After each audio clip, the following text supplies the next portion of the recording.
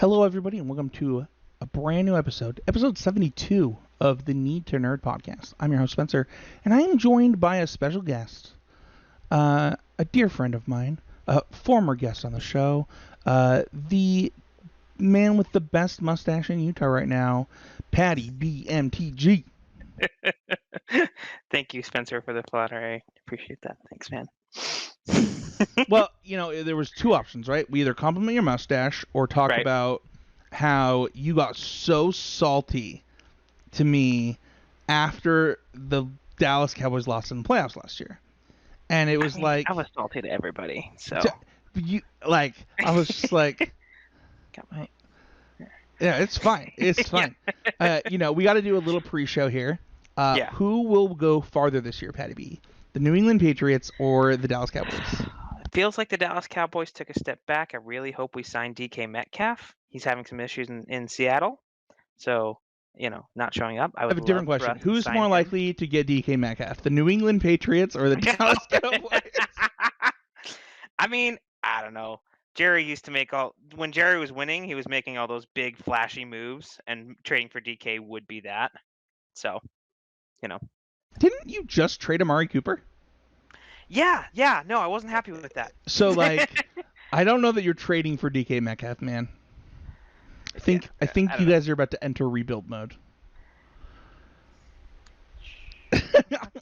Wait, you didn't answer the question. Who will make it farther? The New England Patriots. We got on a tangent. Man, the AFC's tough. I think the Dallas Cowboys can win the division. I don't know if the way that the AFC is stacked, that the Patriots will make one of the top 7 playoff spots. Oh, definitely the Patriots are making the playoffs. It's really funny. People are all in on this Dolphins team, and I totally understand why. But it's a very clear posturing by the Dolphins, right? It's if you're a fantasy football player, which we have in our Discord here, Paddy B. Right. But it is very clear that they're saying, okay, if you can't do it here, you're done, Tua. This is it. Right. I do like salty Tua. I am criticizing people who are talking about his arm strength and stuff. I mean, Tua. I just don't doubt. So I think the wide receiver signing for the Patriots was the right one. I think that was the position most lacking. I think that Parker's good. Yeah, I think Parker's great. I think that the Patriots will do the Patriot thing. They'll go get 10 wins. They'll make the playoffs, and then it'll be Belichick versus whoever. I don't think they'll win the division. I think that the Bills have Buffalo 2 more. Got that locked. I think the Bills have 2 more years of this insane team before they bust on the cap. But yeah. I mean, a different topic, but I don't think the cap actually exists. So. Well, that it just keeps getting bigger each year, and so. That's totally true, except for the fact that you've got players like. How can you possibly say that as a Dallas Cowboys fan that has 25% of your cap and a running back that's going to play 33% of the snaps? Come on.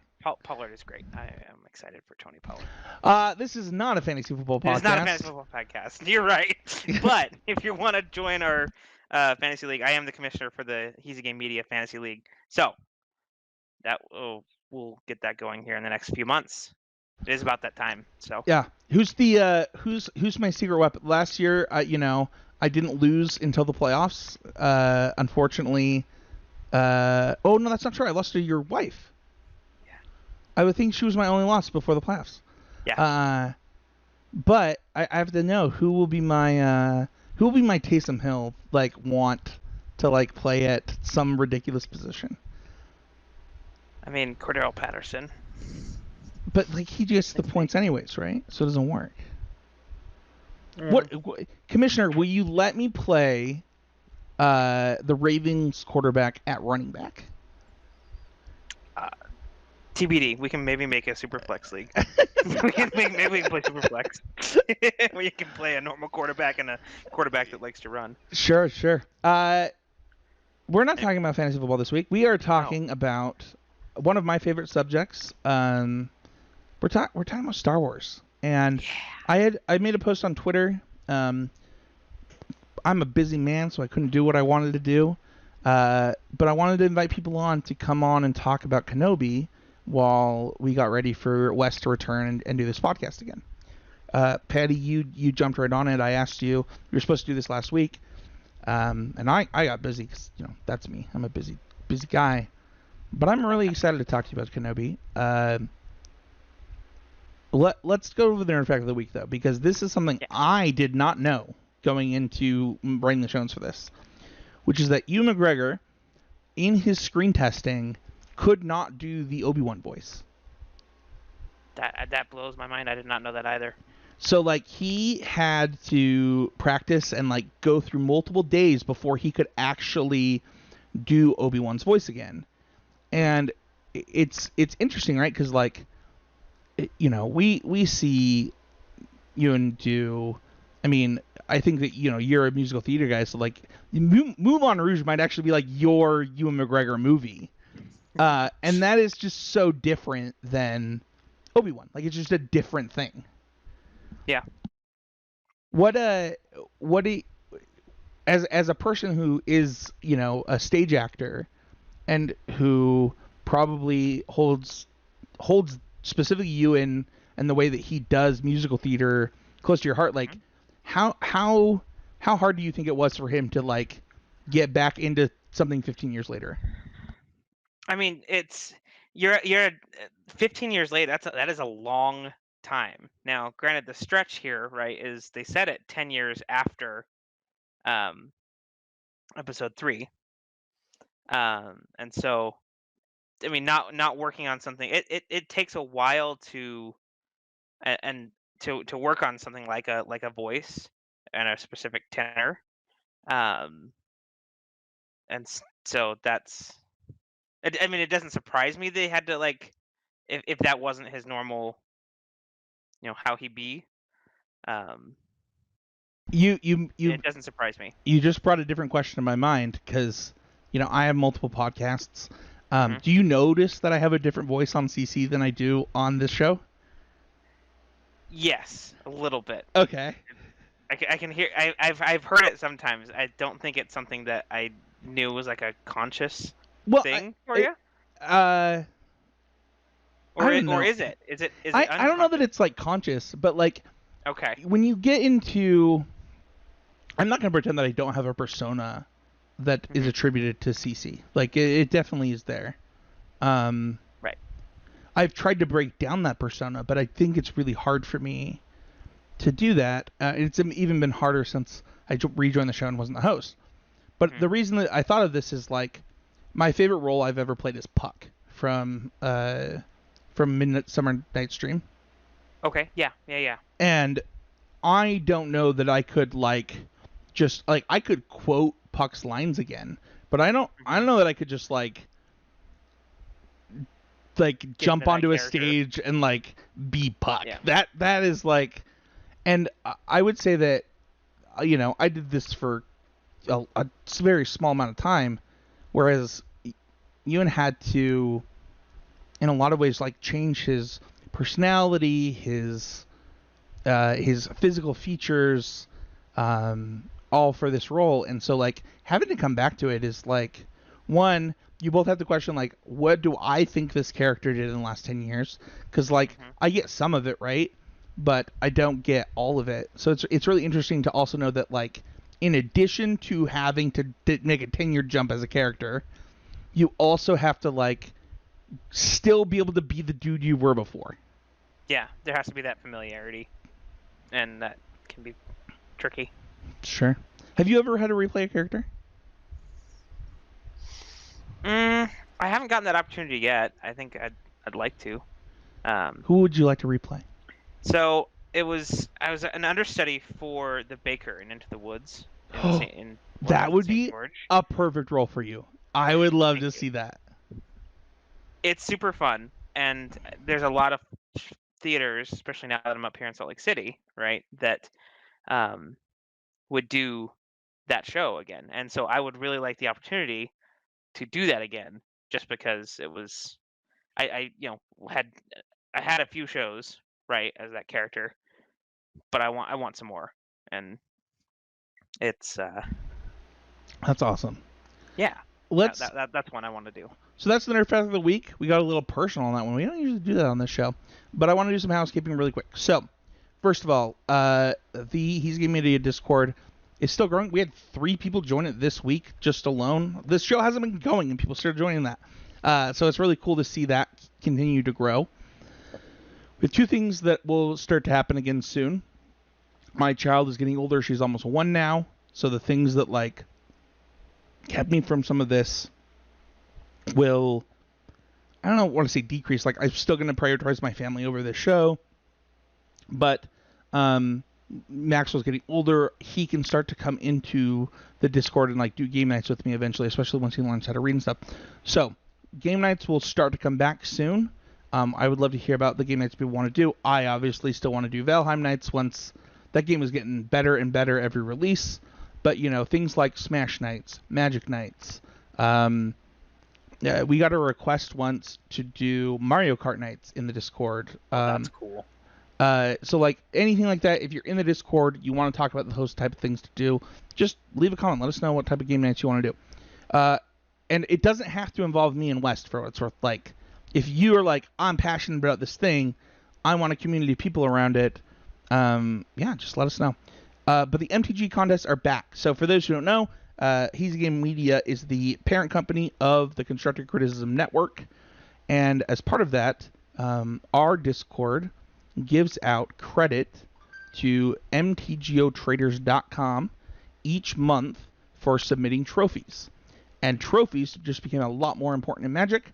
So if you want to check out the rules for that, head on over to the Discord. You can win $20 a month just for submitting the decks that you trophy with, whether it's constructed or limited. Pretty cool. If you are not into as much as, like, and you just want a way to win money playing Magic, though, CCMTG Opens are returning. We have a new sponsor over at Game Grid Lehigh. I'm not sponsored on this podcast. What do you want to say about Game Grid Lehigh, Paddy B? They're pretty great. I'm gonna miss your old sponsor, but Lehigh is they hold the most they do all the 1Ks. So if you hold on. Oasis just did a 1K. I know.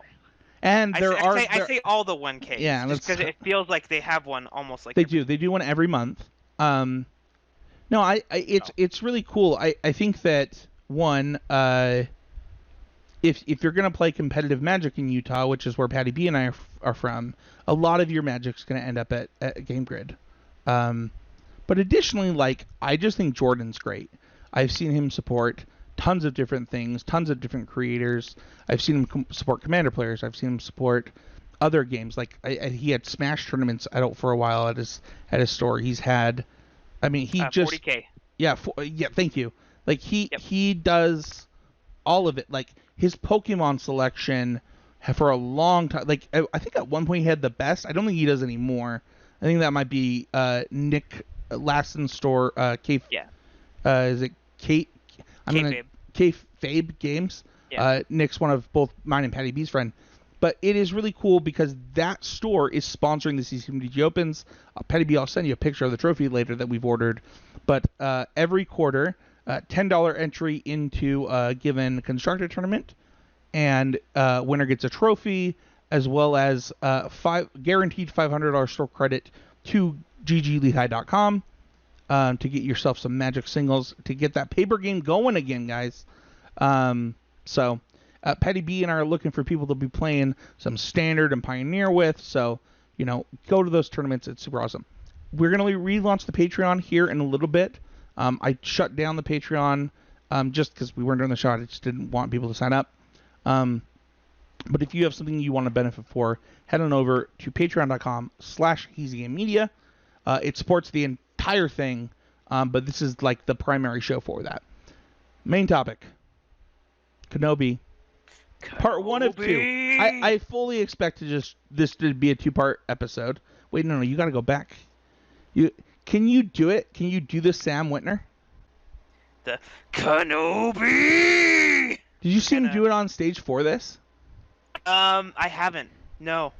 So a fan like asks a him to video out do there? it, and he's like, Oh, like a "Oh, con. yeah, it was Star Wars Celebration.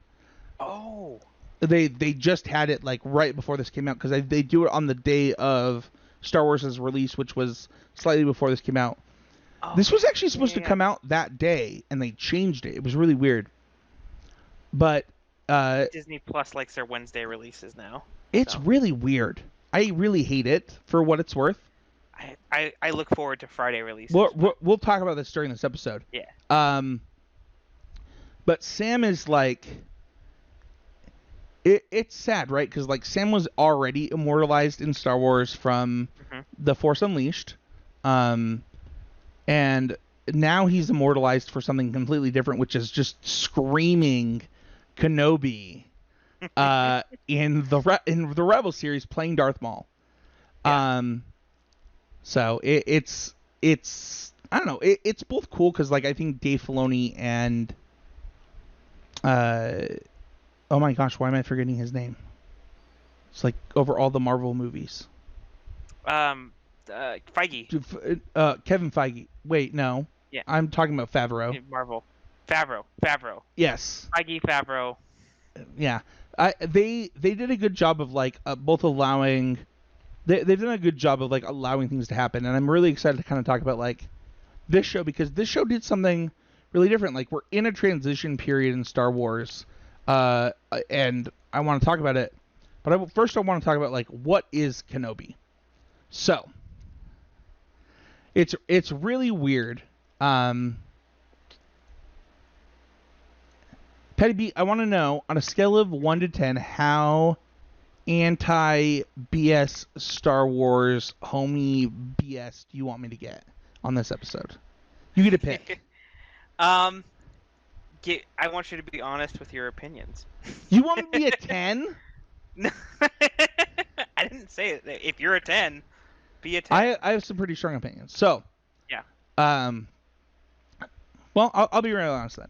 So what is Kenobi? Kenobi, for those who have disconnected from Star Wars due to whether it's toxicity, whether it's overexposure, whatever it is that got you to disconnect, Kenobi is a weekly TV show on Disney Plus that is a miniseries that will run 6 episodes.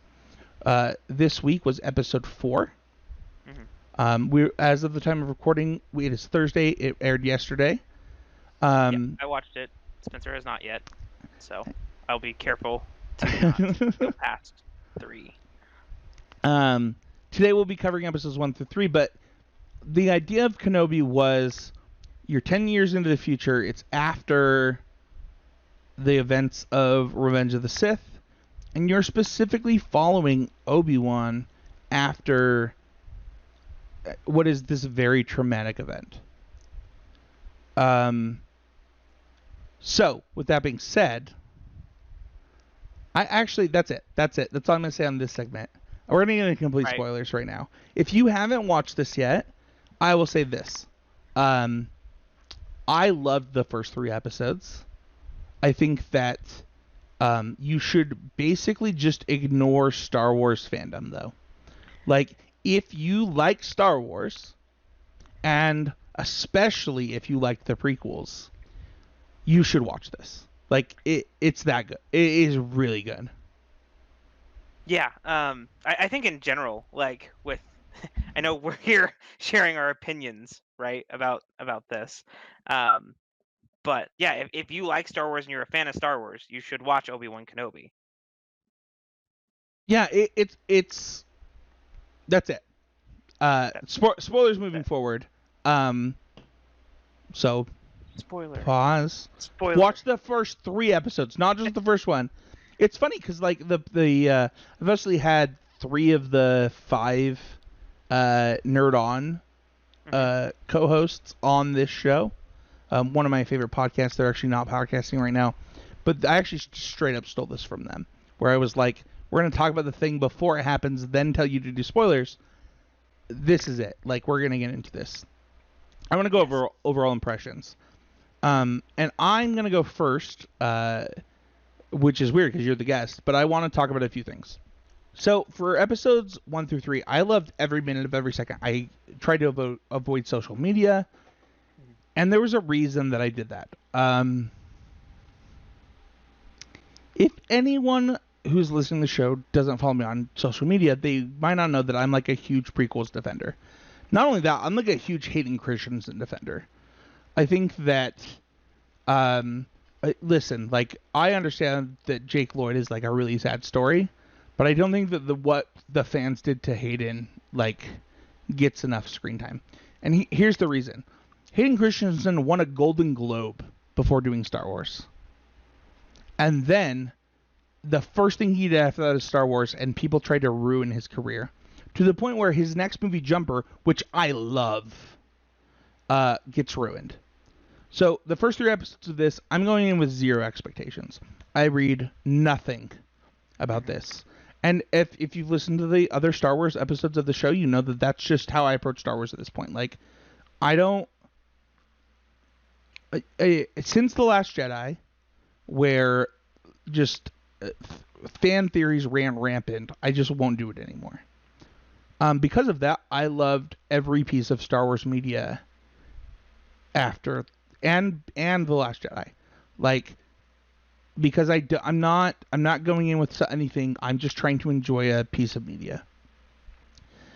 My overall impressions, I'll go episode by episode. Of episode 1 is they did a really good job of showing how hurt Obi-Wan is. And I get that, like, for a lot of people, it's like, oh, this is long-winded and whatever. I didn't have that problem because I knew I was getting 6 episodes, and I was just trying to put myself in Obi-Wan's shoes and feel what he felt. Episode 2 was really interesting for me because we get introduced to something I did not expect. I had no expectations going to the show. All of a sudden, I see baby Leia, and this little girl is so cute. It's a little hard, right? Because she's supposed to be like 10 when this show comes out. It's very clear that it was recorded when she was 8. She is going to turn 10 this year. So, like, as far as like then, if they ever do a sequel to the series, she will be the right age. But like, it was very clear that they recorded it before she was 10, and that was like my only hiccup with there. That made a lot of people mad. Well, we'll get into that. In episode 3, like, I just thought it was beautifully done, and I loved everything about it. My overall impressions of the first 3 episodes, which is all I've watched at this point, as of the time of the recording, was I've already gotten more than I expected. I have some could be betters. Paddy B, actually, I already know some of them from my birthday party. But yeah, I didn't expect. I didn't know what to expect, and I try not to have expectations. But personally, my overall impressions is like, wow, this is like so much more story and so much more detail than anything we've gotten in Star Wars between anything. Like, it is very, it almost reminds me of like how I felt leaving Rogue One, but it's like, it's not quite as good. I think Rogue One is just the best piece of Star Wars content ever made. But I think that anybody who's like, oh, Empire's the best, I'm like, well, that's because you watched it as a 14-year-old. Rogue One is just actually the best piece of Star Wars content. This has the essence where it's like, it is like very much putting you in the seat of people, and then also expanding so much. Like, what does the Empire look like at exactly 10 years? What does... Oh, man, there's so many good points. I can't get into overall impressions. I need to hear yours first. Right. Yeah, so it strikes that nice tone of, like, it really does feel like a bridge, right? You have things that connect, and you go, oh, that's, looking forward to A New Hope, and, you also experience a lot of things from the prequels, and it's... Is that your pupper? Huh? Was that your pupper? My pupper? There No. was just a loud sound. I want to know if it was your pupper. No, he's away. Okay. he's in his room. So keep going. Keep going. Yes. So yeah, it's a great. I think it's a great bridge. It really. I was not like Spencer. I cannot say off of Twitter and reviews and content and stuff. But I didn't understand why people were feeling the way they were feeling because I was having a blast. So I completely agree that that's the point of Star Wars, though, right? Like, yeah, if you don't take yourself too seriously and take it for what it is. It's a space opera. It's a popcorn space. Like literally when we watched episode 3, but we were maybe 45 seconds and was like, dude, I need some popcorn. Like, I don't know what I'm doing right now, but I need some popcorn to watch this.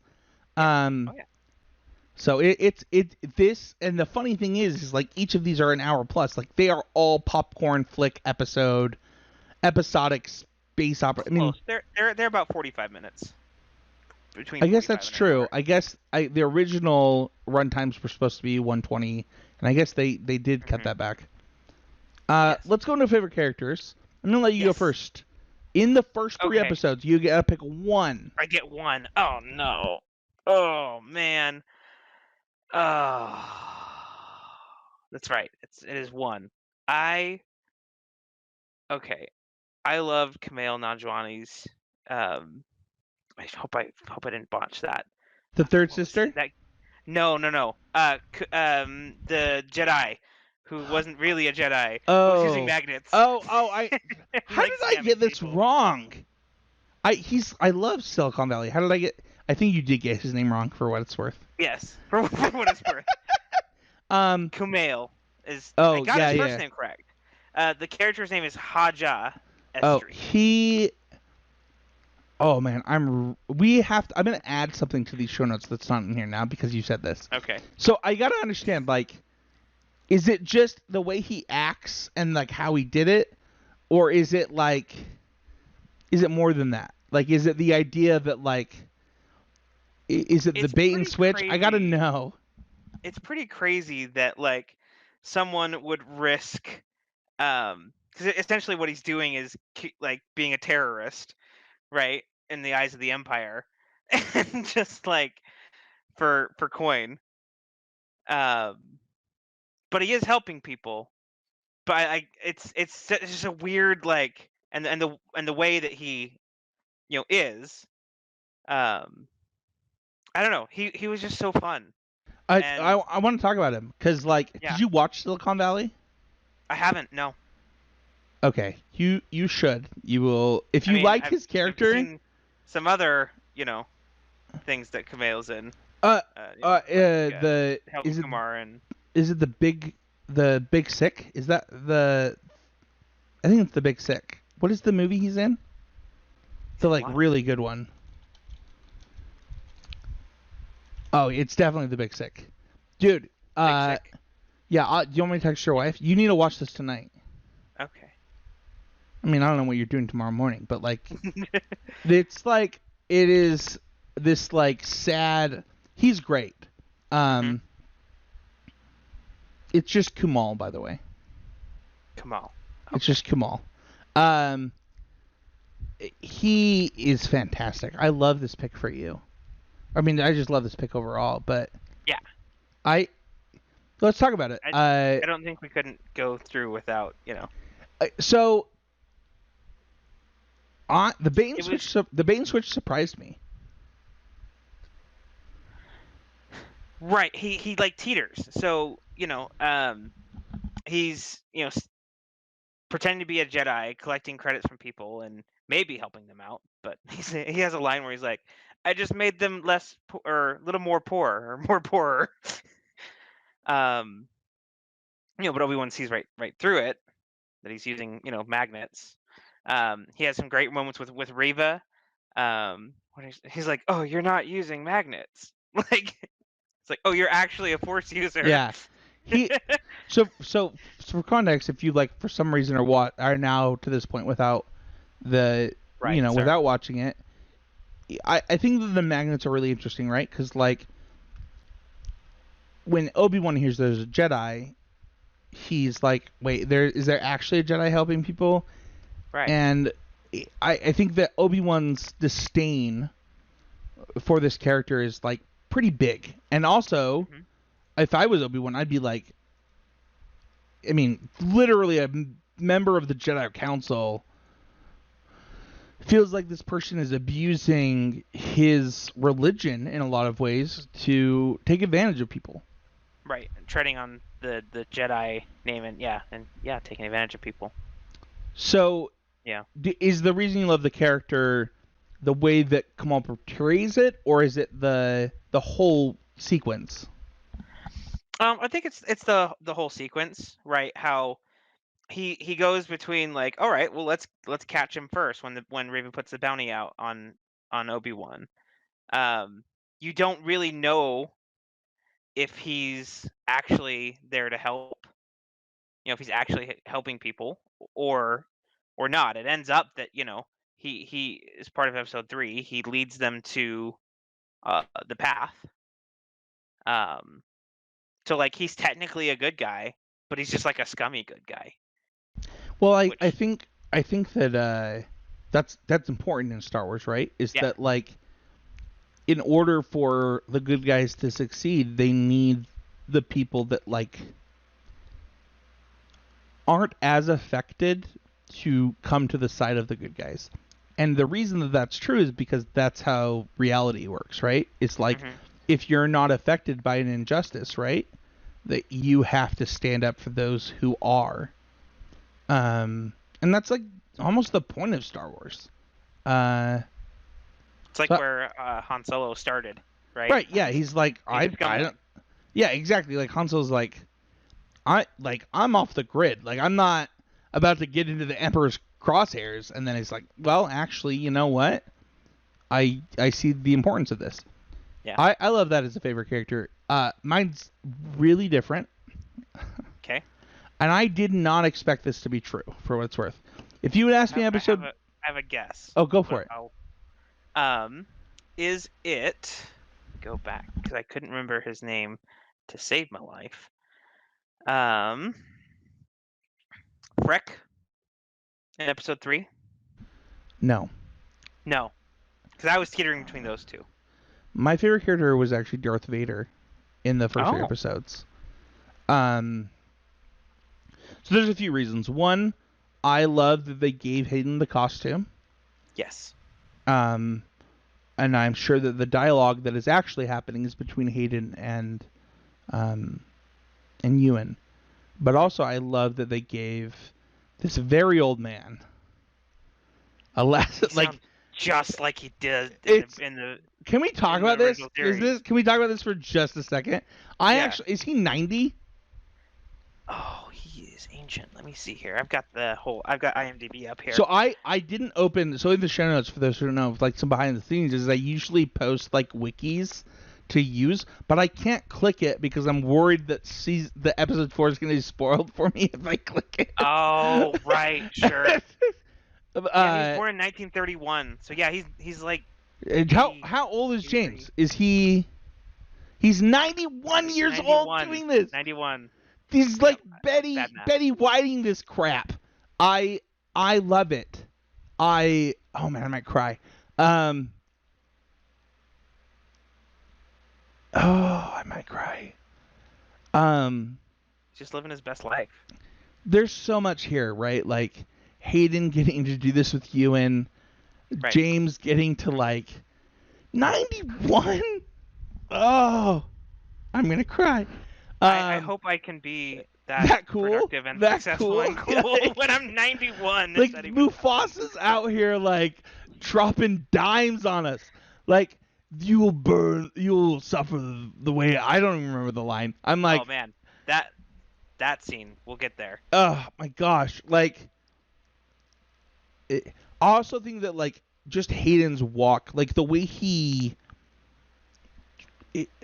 This is I watched 2 Hayden movies that have come out since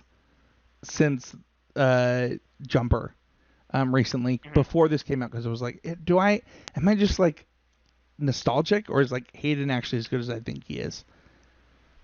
you have to remember that like Hayden knows his voice isn't going to be used, and so much of Vader can't be expressed through your face, right? So you have to express it in other ways.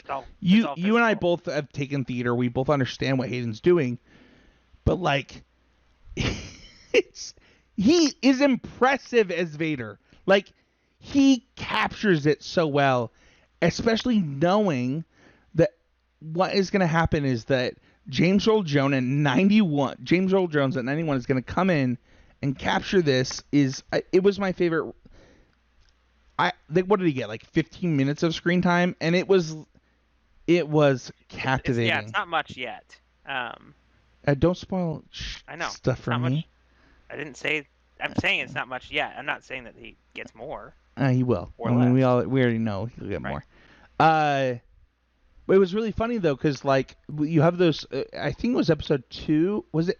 Oh, it's the end of episode 1 and the part of episode 2 where he's in the cryo chamber. The breathing. Yeah.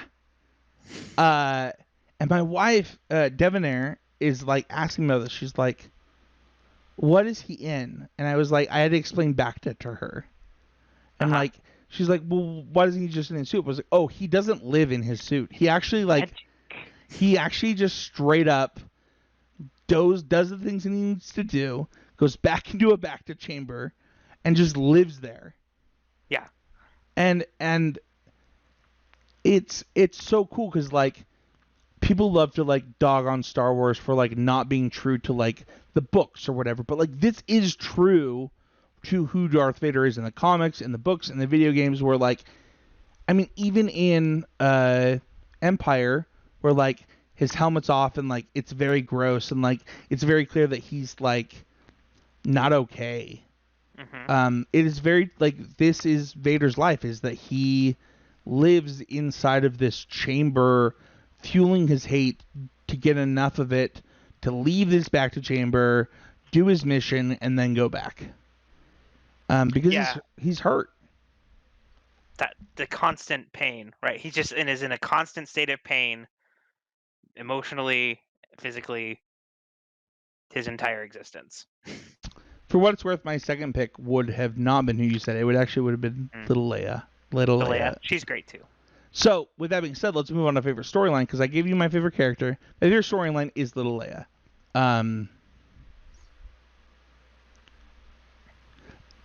This has been said a lot of long Star Wars social media, but Leia is so Anakin, it's like wild. Like, she embodies this like inappropriate level of like she's cocky. She's inappropriate. Like she's very Anakin, and this little girl does such a good job of capturing this like, no, F you, like like no. Yeah. And I think that Leia's storyline of both, like, I get that people don't like that, like, oh, these people are flailing because they're like running towards a little child. Whatever, screw you. Like, it's a TV show. I love it. I love her. She captures this like both quizzitive young Anakin essence plus this like cocky BS. You have no reason to feel this way essence. She's definitely her mother's daughter too. Oh, right? It's like, I mean, Obi-Wan says something about that, but yeah. Padme had her own, she was a Spitfire too. She was. I mean, you have to be a queen at 14, but right. Oh man, there's a book behind me I should grab while you're talking. I love Leia's storyline so far, both in like. So my one of my favorite uncles is adopted. Mm-hmm. And there was a 4th of July party where I'm sitting next to one of my favorite cousins, 2 of my favorite cousins, really, well, 3 of them actually, and their neighbor's like, yeah, you two, you guys look related. I was like, that's weird, because like we're not. Like, I mean, we are, but like we're not. And yeah. I've never for one moment thought differently of my cousins for their dad being adopted. I've never once thought less of my uncle for him being adopted. Because you're good, because you're good people. Well, thank you. I appreciate you saying that, but it's just like this. I can't even imagine being.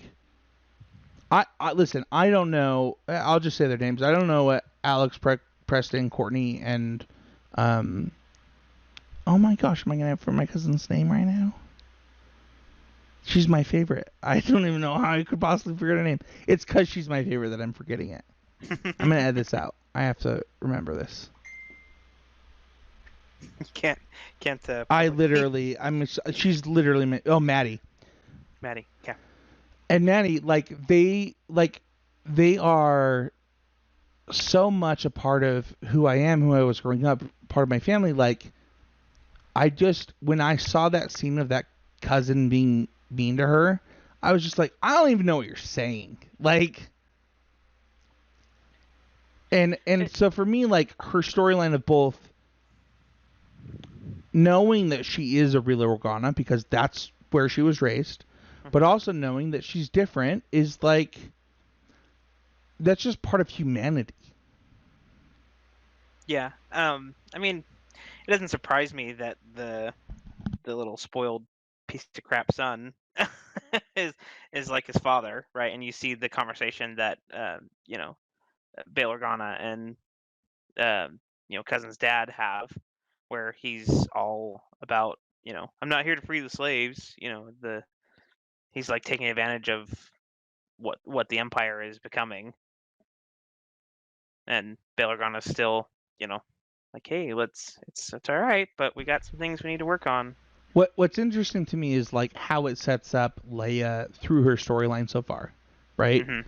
She feels infallible because she is a princess, and then quickly realizes that maybe I'm not. Like, maybe I'm actually in trouble here.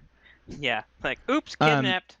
And to the point where, like, she does have self-doubt, right? Like, she asks Obi-Wan, like, are you my dad? Like, are you my real dad? In episode 3, and it's like, it's tough, and it's so funny because, like, I don't want to go into like toxic Star Wars fandom as much as we are, but like, people are like, oh, I wish that he had said yes. And it's like, that's weird. Like, you're a weird human. Yeah, and it's hard for him to right, to dance around that, right? Well, because he knows. Like, well, he knows what's I know going him. On. It's like, no, I wish I could say I was. Which is like an interesting line, because like people are like, oh, it means he was into Padme. It's like, no, it doesn't. It means that no, I enjoy you. You were growing up so good. I think he sees Anakin, I wish right? I could be your dad. He's like, man, I was Anakin. Oh man, I'm gonna cry. He's the way that he's saying, I wish I was, is like, yeah, I loved your dad so much, and I wish that I was as cool as your dad was in the times that he was cool. And it's oh man, I cry.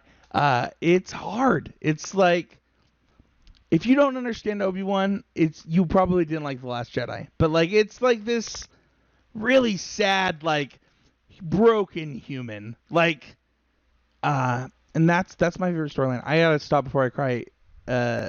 What's yours? Oh man.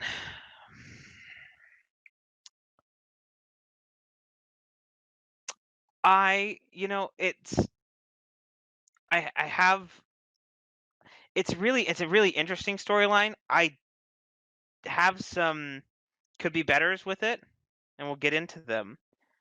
But I the way the story is structured, it does kind of feel like sometimes it's with the Leia helping progress things along, right? It's helping get to those points that they wanted to get, and like, you need to have Reva, this, like, to push the narrative, to push it along. But I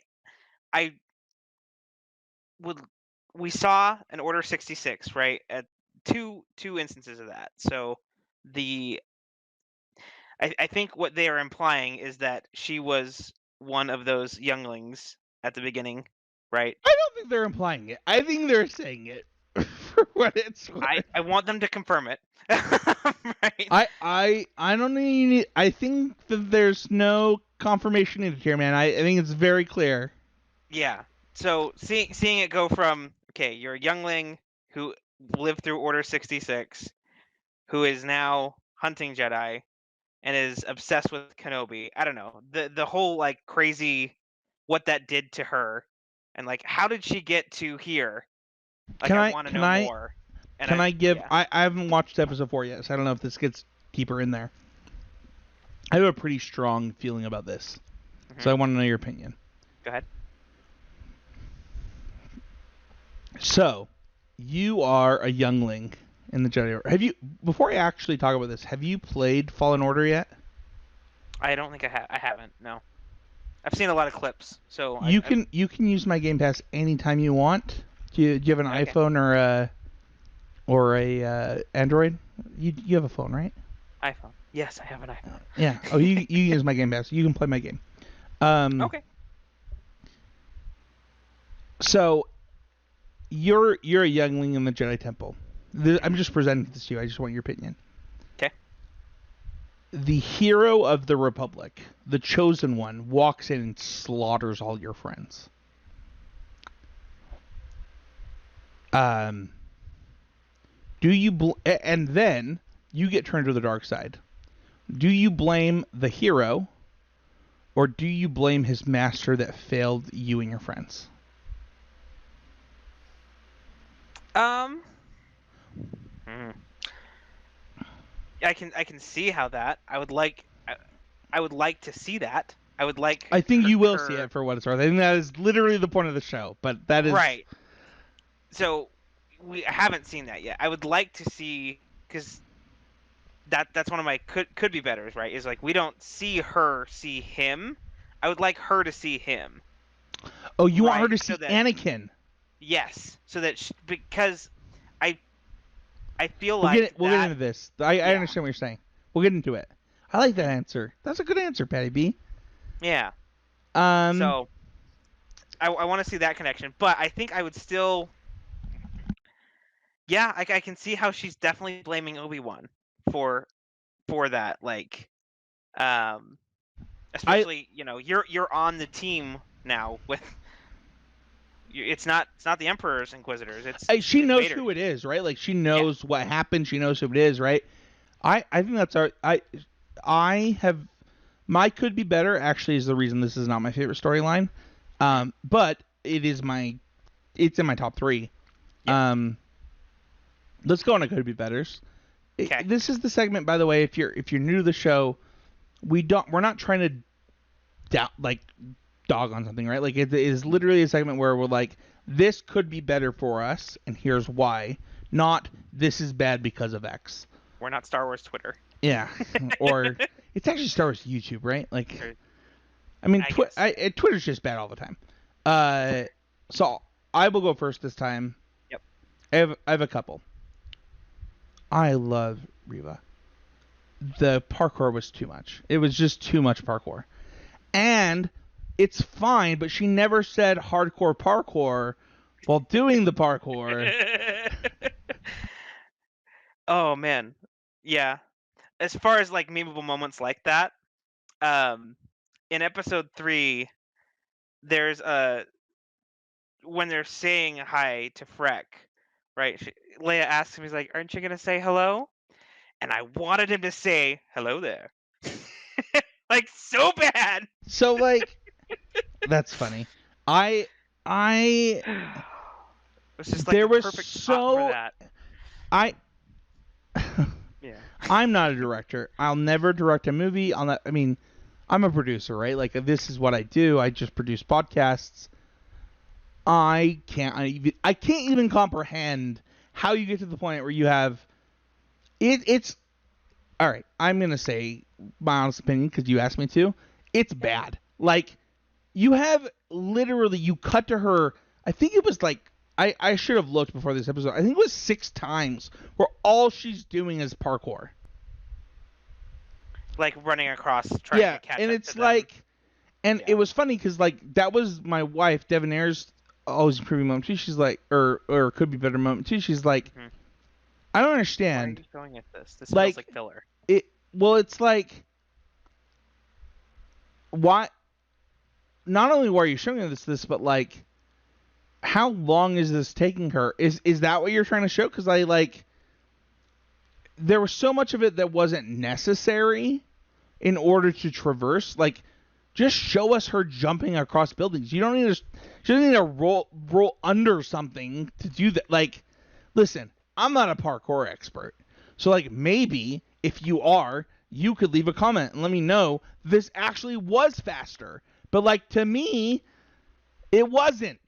Like the shortest distance between lines is the 2 points is a straight line, and she was like tumbling backwards and up and down and wall jumping back and forth. It's like she's a force user. Just run forward and jump. I just don't understand. Right. That's my biggest could be better. I think you share it, right? Yeah. There are points where she seems like a little much. You know what? It's funny because like I loved episode 1, and I know that what's funny is that people hated episode 1 so much more than episode 2, and to me it was like You had it reversed. What? Wait. You liked episode 2 more than episode 1. No, I liked episode 1 better. Ah, I see. Then that makes sense. But the reason is because of the parkour, whereas people were like, episode 1 was like 40 minutes too long of a 42-minute episode. And to me, it's like, no, I want to see where Obi-Wan's at. Like, this is the whole point of the show. Like, this is the most important thing in the show. I also think that my next could be better leads into this. I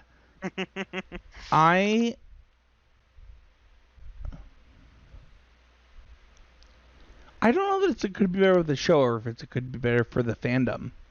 But I really don't like not knowing whether... This is like a huge spoiler. Spoiler. If you have not watched all of Star Wars Rebels... Oh, okay. You should pause this episode. In fact, you should probably not listen to the rest of the episode. I'm not trying to gatekeep. I'm warning you that I'm going to go really deep here. I don't like that time travel was introduced to Star Wars. I don't like it. I think it's bad. And the reason I think it's bad is because she stabs the Inquisitor, and people are like, well, what timeline are we in? I'm like, this is the stupidest question. I don't want this. I think it's bad. I think, like, if all you're gonna do is say that like the Ezra going into this universe and pulling out Ahsoka means that everything is broken forever, and anything can happen in any Star Wars show and any Star Wars anything forever, I think it could be better. I think it's just bad, and I don't think, for what it's worth, that is what Dave Filoni and Jon Favreau intended when they wrote that episode.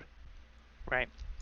I have two different things. I haven't seen Rebels. Oh, I just spoiled Rebels for you. It's okay. No, it's not. So I know that the Grand Inquisitor is a character in the show later on, right? That he's like this bigger character. No, I just spoiled so much. That was one of my could be betters. I just spoiled so much.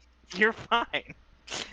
That was one of my could be betters. Never I understand that they had to progress the story along, right? Hold on. Like, what is her goal? Okay, sorry. I need to pause you. Can I send you I made Devonair watch specific Rebels episodes before watching the series. Oh my god, I'm so sorry. You're fine. I don't actually care. No, you should care because it's so good. I should care? Yeah, it's really good. So good. That's fine. So, But as someone who reads, like, I read a lot of stuff online. Yeah. So I'm not like afraid of spoilers. Thank you by the way for filling in while I couldn't talk. Yeah, you're good. So that was one thing I think, man, I really hope they figure out a way. I don't know how they're going to address it. And you saying that kind of speaks to what they're doing here, right? Like, A New Hope, Leia doesn't know who Obi-Wan is. Like, yo, you fought with my father in the Clone Hey, Wars. no, that's not true. She definitely knows. This actually fills that gap. I actually disagree with what you just said. Huh. She very clearly trusts Obi-Wan in A New Hope, which doesn't make sense because why would she do that, and how would she know who he is? Okay. I think it's the Yeah, opposite of what you just said. Yeah, I didn't really see it that way. I always thought that she was you're my only hope. You're like you.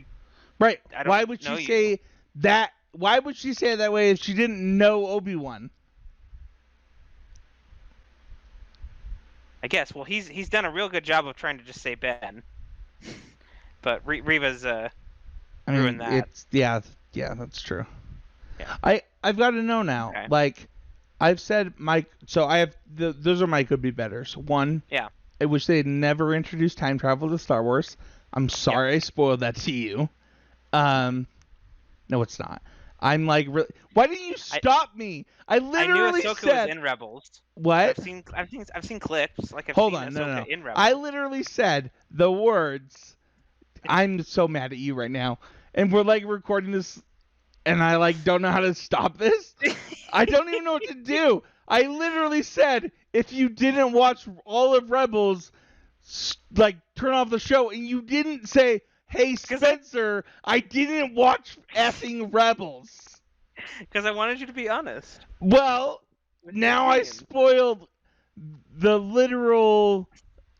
I can't. I will never forgive you for this. Sorry. So anyway, Paddy B, there's time travel in Star Wars now. Sweet. My last could be better is just one. I don't like the fact that we can't have. I don't know. I feel like it's too disingenuous to like not just call out what we're calling out.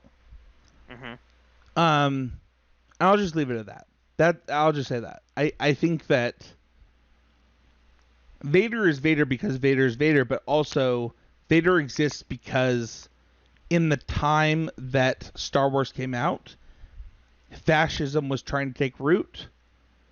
And I think that we should call that out. You can call me a leftist, you can call me whatever you want. I think that it's really important to understand the context of history and how it repeats itself. So, what are your could be betters, Patty? Oh man. So I got into it. So I thought, because I was under the impression like that she didn't know Obi-Wan. One of my could be betters was that, like, how are they going to, like, because they've included Leia in this story, right, as a awesome, awesome character, and like you think you get to see like him and Luke, right, based on all the trailers, but it's actually like, an adventure story with Leia. That's such good marketing, by the way. You like think that you get to see him in Luke, and then there's just like I have no doubt. I haven't watched episode 4 yet. I have no doubt the entire story is him saving Leia. Oh yeah, no, the way they set that up with episode 1, and it's been a, let's save Leia, and then you get to hit all the character points that you want to hit.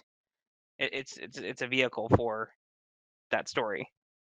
To get you to all those moments that they want to hit as in an Obi-Wan Kenobi series. Yeah, I I really want to know why, which now talking more with you now, like, one of my could be betters was like, man, what the hell is Reva's problem? Like, I'm not trying to break so down you. extra. Hold on. Talk about it though. Like, why would you have had that problem before I said what I said? It's with like the Grand Inquisitor. Like, what's your motive? It's like, are you just wanting to be the Grand Inquisitor? Like, why are you doing what you're doing? and it makes a little more sense now. But so hold on, because I think that like I'm not trying to gatekeep you, right? Like yeah, I don't even think Star Wars is trying to gatekeep you, right? Like if you had never watched what you watched, you would have this question, right? So you would have the expectation by the end of this episode. Man, this is so spoilery. This is the most spoilery we've ever gotten on an episode ever. Either we're the talking Grand about half of a series. It's so crazy. Either the Grand Inquisitor is still alive, or time travel exists in Star Wars. This series will answer that question, or leave a question mark. But also to your point, is he being mean to her? Is that like what's happening here? And I don't think that question's answered yet, right? Like, I think episode 3 did a good job of like them clearly defining that there's a hierarchy. But what is she? She's the third sister? Yeah. I think there could have been a whole, and I would have watched Hold it on, too. time out. I'm going to answer your question. Yeah. The main villain of the video game for the Fallen Order is the 7th sister. 7. Okay. So they cycle through these guys. I don't even know if they replace them when they move up. Like, I have no idea. He's just called, so, but 7. To be fair, Devonair and I are watching Rebels right now, and the two main people, right? Like the two that are the other two people, they're in the whole show. Okay. Yeah, no, the Inquisitors. Yes. And the Grand Inquisitor, he's the big bad. So now I have to ask you a question. Is this your only could be better? Or that I didn't mention, because I already know you didn't like the parkour. No, there was a lot of filler. I'm really glad that they had episode 2 premiere with episode 1, because if they had just done episode 1 by itself, I might have waited to just like binge it all together and not like watch all of the like weekly. I didn't watch them back to back. Yeah. Well, so here's the reason. It just felt slow. It was like it's like a popcorn thing. It's like, I don't know. It was a lot of like, I understand like I don't like I understand binging. You have to have exposition. And no, I don't like binging. Up. I just actually hate it. I hate binge culture. I think it's like, which is funny because I've like watched How I Met Your Mother like 13 times. Right. Makes me sad. I felt like episode 1 did such a good job of putting Obi-Wan in. As we go into Love It, it'll be one of mine. So. Oh yeah, that is also a Love It. Like, I do love seeing, like, that's why it could be better, right? Is like the pacing on episode 1 kind of felt a little off, and I'm glad it had episode 2 to kind of give you the whole picture of what Obi-Wan's going through. And how many times he's seen Master? They better freaking give us some Liam Neeson, like showing him how to become a Force ghost. I'm like, I need that in my life, and it hasn't happened 1 through 3, and I need it. Before we move on to Lovitz, I do want to say that it. I mean, we all watched episode 3. That Yoda tells him that the person that will teach him how to be a Force ghost is, in fact, Qui-Gon. Yep. I would also love that. That would be a love it for me if this series ended that way. That would become a love it. I'll go into Lovitz. I have a couple. My first is the young girl that plays Leia. I just think that she does. It's wild, right? Because she's like, I think she's 8, almost about to turn 9 when they're recording this. By the time that it comes out, she's almost 10. She's 10 now. Mm-hmm. I think Leia's a really hard character to capture, right? Like, you have to be both cocky and innocent, privileged, and traumatized. Like, it's just like a lot to be as a character.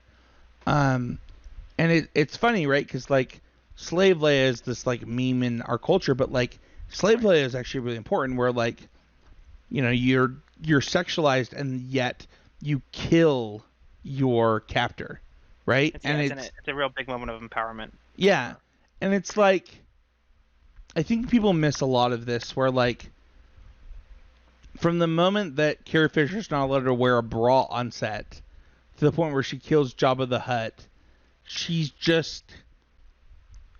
Carrie Fisher the whole time. Carrie Fisher is my favorite actress of all time.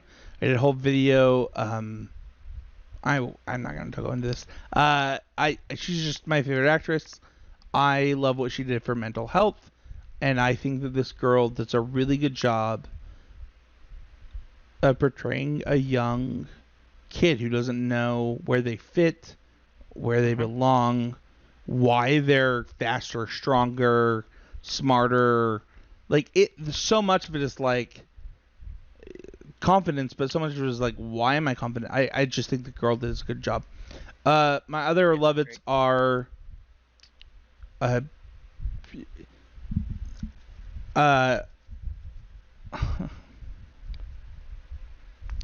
I'll do James Earl Jones first so I don't cry too much. I loved it. We already talked about this in this episode, but like, I cannot believe that I watched Star Wars with my best friend and cousin Caleb as a young child, and then no, I will talk about this. I'm really sad that I don't get to experience this with one of my I'm gonna cry with one of my favorite humans ever. For those who don't know, the person who introduced me to Star Wars is my uncle Ron. His son Caleb, who was my best friend all the way through my 20s, till I was 20, committed suicide, took his own life, and that's who I want to watch this with.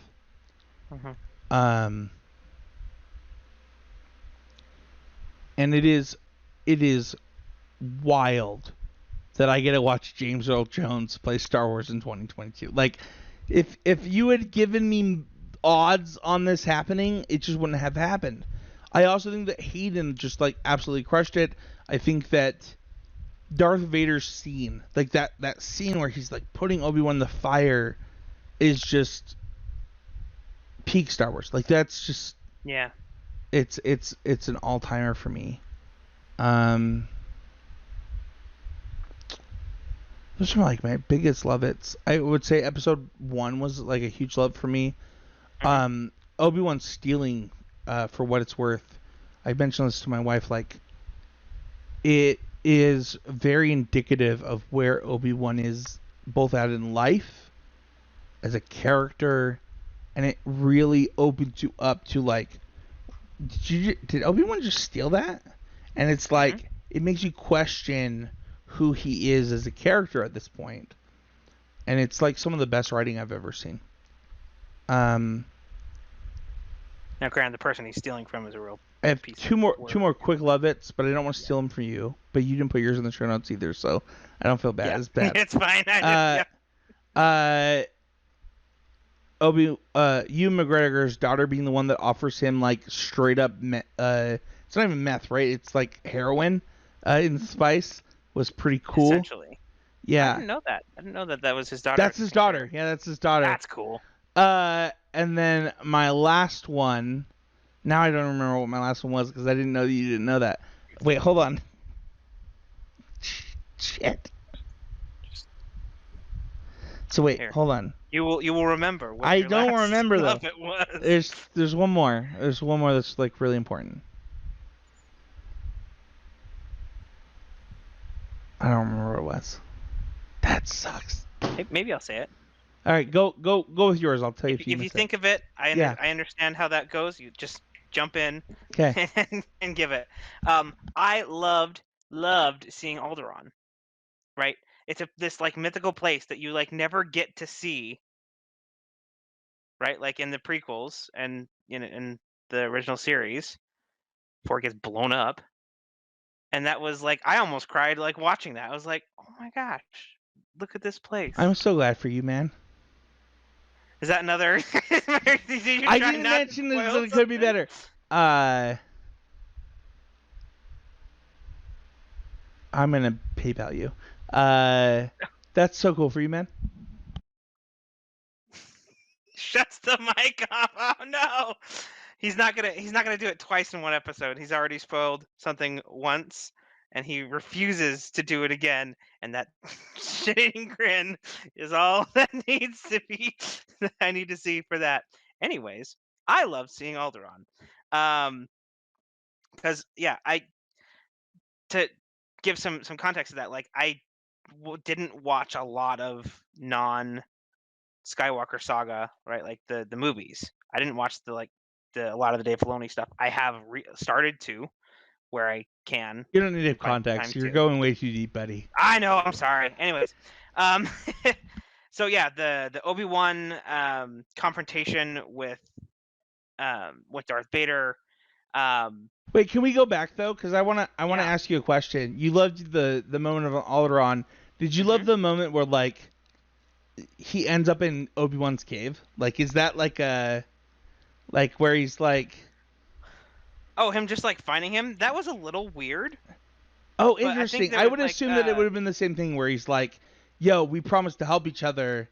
I need you right now." I would have assumed that like it was.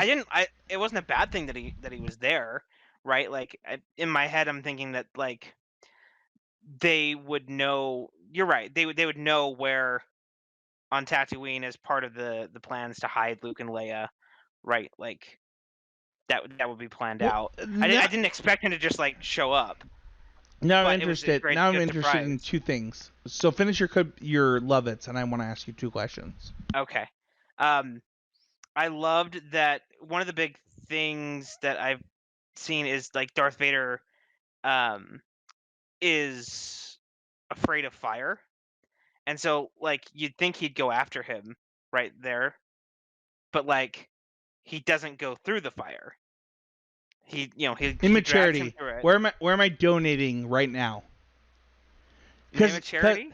No, this was actually literally a contention point on Star Wars social media. People were like, why doesn't Vader just walk through the fire and kill him? And it's like, are you an idiot? I want to know, like, what charity are we donating to for the fact that you noticed this, that I also noticed? Well, I mean, we can do it off air. That's fine. Alzheimer's. That's fine. Yeah. Oh, that's a good one. Okay, let's go. Yeah. Keep going. But yeah, no, like this point of Mustafar, he's such an interesting character because he lives on Mustafar, the place where all his trauma, his castle's on Mustafar, and fire is such a like big traumatic thing for him, and so like he wasn't going to go after him. They were able to escape because everything was so lit up, and I loved that. I love your love-it so much. Dude, Star Wars is so cool. Star Wars is great. It's so cool. Oh man. And that's something I'm seeing here too, is like we talked about it a little bit at the beginning, like of just sitting down and enjoying Star Wars. Spencer and I are enjoying Star Wars very differently. Dude, I love your love-its. And I want to comment on a couple of them. One, I think that the Mustafar thing is one more example of them being true to the legends of Star Wars, right? Where Vader's castle is here. I think two, spoilers, I have other love-its that I didn't mention, and I'm going to break some glass for Paddy B here. It's not spoilers, but it's just glass. You watched all of Mandalorian, right? Yeah. Did you notice where the Inquisitor castle was? Like a water planet. So wait, hold on. Do you remember the end of Mandalorian? Do you remember what happens? It's like this Vader's castle looking thing on another planet. It's the same. It's the same place. The Inquisitor's Castle is at the end of Mandalorian. I don't know if that's true. I'm just saying what I saw. Okay.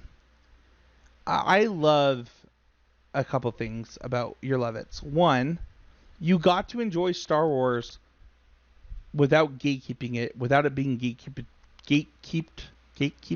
I don't know how to say this. Gatekeeped with a D. Yeah, for you, right? D. Yeah. Obviously, I just spoiled time travel for you, but like, how did you know the Kenobi line if you haven't watched Rebels? I feel like this is your fault. I think it's so great. I think that also, Paddy B, you're only like a year younger than me, right? Yeah, 92. So I 2 years. You're my wife's age. So like the prequels were your Star Wars. Oh yeah, 100%. And so for like, I want to emphasize something really quick before we wrap up, that to Paddy B, like, I mean, even to me, to some extent, I watched Star Wars a lot as a really young child before the prequels came out, because I got introduced to it at like 4 years old. But like, to a lot of humans, Ewan McGregor is Obi-Wan. Like, and one of my biggest could be betters that I will say in this episode, and for the next episode too, is that like, if you didn't like the prequels, why are you watching Ewan McGregor play Obi-Wan again? You're not gonna like it. Right. You were never gonna like this show. Go ahead. Just like this very small part of A New Hope.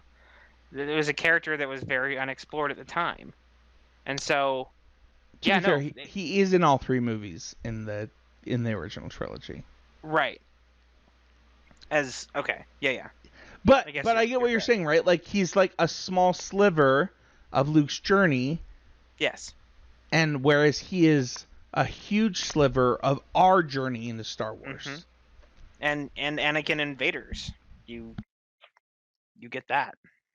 So I also understand now, like, not just why Anakin's like stuff is so messed up. It's because he's like in liquid all day. Like why he was so white. Oh, you're talking about in Return? I mean, you can see it. Oh, or even in Empire, right? Even in this series, right? Like in the Bacta tank, you can see that like start of just like his skin's not burnt. You don't see the burns. Right, because the burns are healed. They're healed, and it's just all. Yeah, it's gross. It looks weird. And no, you're right. Man, I feel like I broke so much glass for you here. Paddy B, thank you so much for coming on. If you were to rate the first 3 episodes on a scale of 1 to 5, or 0 to 5, how would you rate it? 4. Because I have those little my could be betters. I can't give it a 5. I'm a 4.5. I think that the parkour was like really bad. Like, I'm a huge Star Wars star, but like, there's like, I think there's legitimately like 3+ minutes of parkour that's not necessary. I love that. That's like just the biggest thing. It's so much though. So bad. It's funny because like I don't normally agree with like Star Wars Twitter on like BS, but like it actually was really bad. Like it was so bad. We had one more could be better that I didn't mention, and it also brings my score down. I don't need to see Order 66 anymore. Right. I legitimately understand that children were murdered, that it overthrew a legitimate government. Like, I understand why they did it twice. Like, if they're setting up... It's not twice. It's right? Like, you haven't watched all of Star Wars. Well, no, in this series. Oh, okay. Right? So they have the like wrap up at the beginning, right, where they show you Order 66, and then they start with Order 66. It's so bad. Like, to set up Reva, but it's like, I think I wanted that scene. I think if it was closer to like Episode 3, just kind of moving it, it's like editing. would have been better than like ending on Order 66 in the wrap up, and then starting with it to kick off the series. I think that specifically after Bad Batch and after the end of Clone Wars, like, and then also, I just can't do it anymore. Like, so for me it's a 4.5. Yeah. Paddy B. People want to talk to you about the Dallas Cowboys. They want to know why. They want to know why Tony Romo is the best commentator of all time, yet couldn't win a freaking playoff game. Where do they find you? They find me at Facebook, Patrick Boyle. Twitter is Paddy. Wow! Paddy B. Hold on, you don't want him to tweet at you for that? I mean, I'm one of those people. I use Facebook more than I do like Twitter and shame on you. Stuff. I know. No, it's okay. I'm just kidding. Anyways, but yeah. So Twitter at Paddy B MTG. It's where I'll do all my magic stuff. And you want legitimately asking before I add this out. You really want people to just add you on Facebook? No, you're right. Yeah, just tweet me. That's right. Yeah, you should not. You should not promote your Facebook. I'm going to ask you the question. I'm going to add this out. All right. Cool. You don't want that. I promise. Paddy B, if people want to talk to you about how Tony Romo can somehow be the best commentator in football of all time, also the most legitimately, I say this thinking that I know that Troy Aikman is like a top 5 quarterback of all time and super underrated, that Tony Romo is also like a top, I think he's the second best Cowboys quarterback of all time. Where can people find you to talk about that? Well, you can tweet at me at Paddy B MTG. I think you're missing some folks, but it's okay. No, I'm not. I promise I'm not. I promise. Hail Mary, full of grace. It's fine. Okay. If they want to talk about magic, it's funny because I was expecting you to just tell them, like, people being like, "Yo, Paddy B, I want in on this fantasy football stuff," but you didn't mention it. Yeah, no, I like I mentioned at the beginning of the episode, I do the fantasy league for CC. Come and join us in the Discord. It's not CC, it's Heezy. Heezy, sorry. Oh my gosh. I know. I'm so behind the times. You're not behind the times. You're not. I'm just particular. I'm the weird one. That's okay. Yeah, so I do the fantasy league for Heezy Game Media. I'm the commissioner. Come join us in the fantasy Discord. I love to play Pioneer, and talk to me about that on Twitter, because I'm really getting into that format with that now being the competitive. I'll send you a spicy list here. If you want to find me, you can find me at Spencer13H. You can also find me every week on CCMTG as the co-host, as well as soon every week here as Wes comes back. We're gonna talk off air, Paddy B. You can like and sub wherever you're listening. It's actually just a huge help to the show. I can't say that for some reason. I got to look at the downloads for this podcast while we were off the air, and I was floored. Thank you. Like, if you're listening to this right now, I don't know what we're doing. But thank you. Like, it means a lot. If you want to help the show without paying a dime, just leave a comment or a like or a subscription wherever you're listening. It means the world. Paddy B, I want to give you a huge shout out, though, before we go, that you were really understanding for me in my life, and you're one of my favorite people in the whole world. I'm a pretty big fan of, like, public recognition. And there was this moment just recently where it was my birthday, and you called me one of your best friends. Which is funny, because, like, I should have already known that when you invited me to be in your wedding. but like I legitimately cried. And I want you to know that you're one of you're gonna cry too right now. Yeah, mate. I just might, Spencer. You're one of my best friends too, and I really appreciate you coming on the show, talking to me about like something that I don't know that I would have had a better time with anyone else, where like they would have both understood that like I was gonna come into this with like a very positive mindset, and you allowed me to do that, and I really appreciate it. So I love you. I think the Dallas Cowboys suck, and I think that you will definitely do worse than the Patriots this year. You're welcome to believe that. Thank you, everybody, for listening. We'll see you guys all next week. Yes, that means we are coming back next week with another episode of Need to Nerd. Woohoo!